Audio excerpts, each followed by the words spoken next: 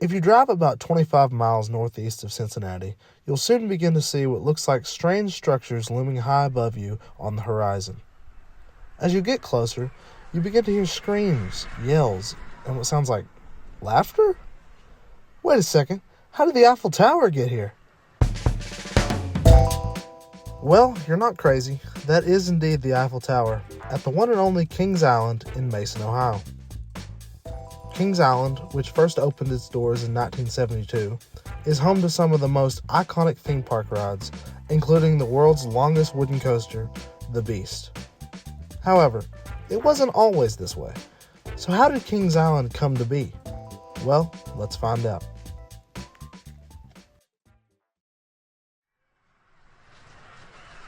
In the early 1960s, Coney Island, a theme park about 10 miles east of downtown Cincinnati, was booming. However, that soon came to an end in 1964 when a flood ravaged the park and the surrounding area.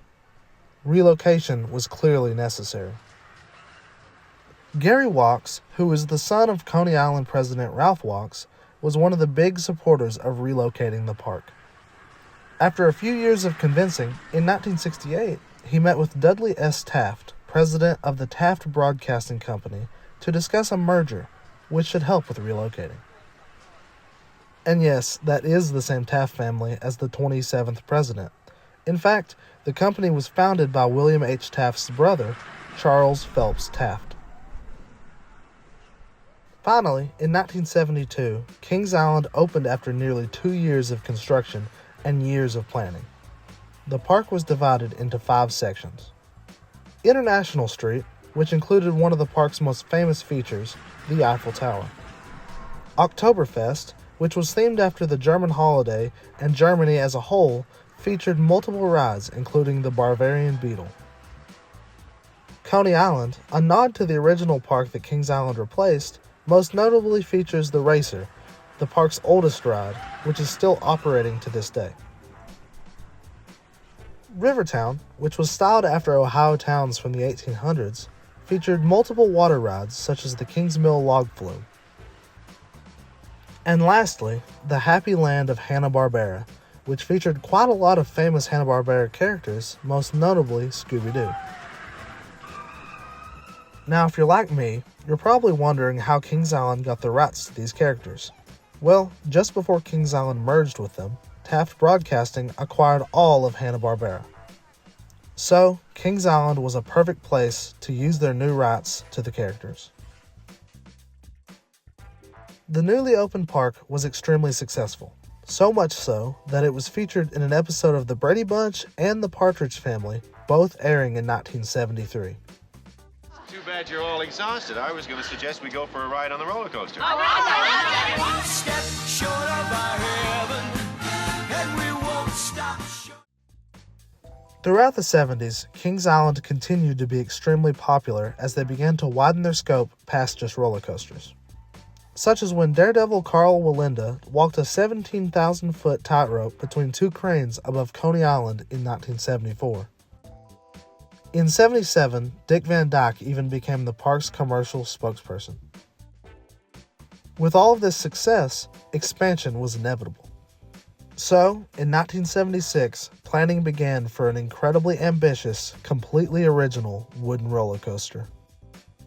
Come face to face with the Beast. The Beast.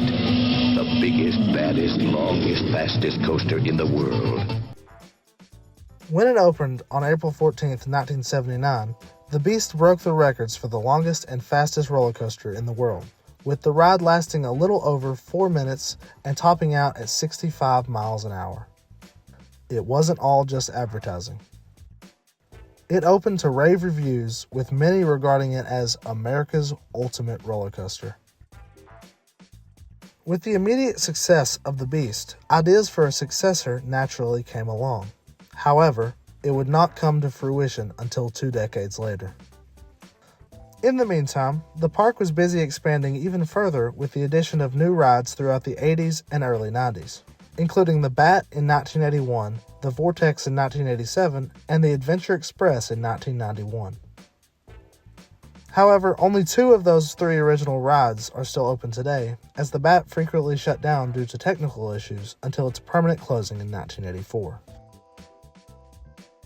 Later, during the summer of 1992, Paramount Communications purchased Kings Island, renaming it to Paramount's Kings Island. This began a trend of most new rides throughout the 90s being named after Paramount movies or shows, such as Top Gun, which opened at the start of the 93 season. Later, Nickelodeon Central was also added to the park. Towards the end of the 90s, planning for the successor of the Beast finally began. But there was still one question. How do you follow up the fastest wooden coaster in the world? Well, by adding a loop. The Son of the Beast opened on May 26, 2000, and threw just about every preconception about what a wooden coaster could be out the window. It broke the Beast's previous records and created a new one, being the first wooden roller coaster with a loop. It was 218 feet tall and had a max speed of 78 miles per hour. To put it simply, it was one of the most ambitious and insane roller coasters ever created. The Son of the Beast opened to mixed reviews at best. While the coaster itself sounds amazing on paper, that paper does not include the fatal design flaws that would eventually shut the coaster down. The company contracted to build the coaster, the now defunct Roller Coaster Corporation of America, or RCCA, were known for being inexpensive when it came to their coasters. So, when Kings Island was attempting to build their most ambitious and expensive coaster ever, RCCA's prices couldn't be beat. However, cheap does not always equal good. RCCA cut corners and tried to save as much money as they could when building the Son of the Beast, even if it costed the safety and structural integrity of the ride. Naturally, this was a recipe for disaster. On July 9, 2006, a structural failure caused the train to come to a sudden stop, injuring 27 people in the process. The ride was eventually repaired, the loop was removed, and the trains were replaced with lighter ones to help the ride function smoother. However, this wasn't enough, as there was another incident just 3 years later on June 16, 2009, which caused the ride to be permanently shut down and subsequently demolished.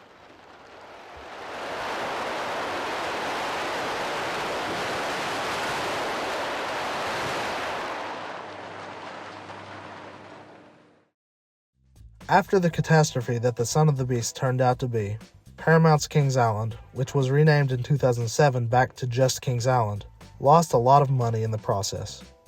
However, not all was bad, as the Diamondback, a new steel coaster, opened in the same year that the Son of the Beast closed, on April 18, 2009.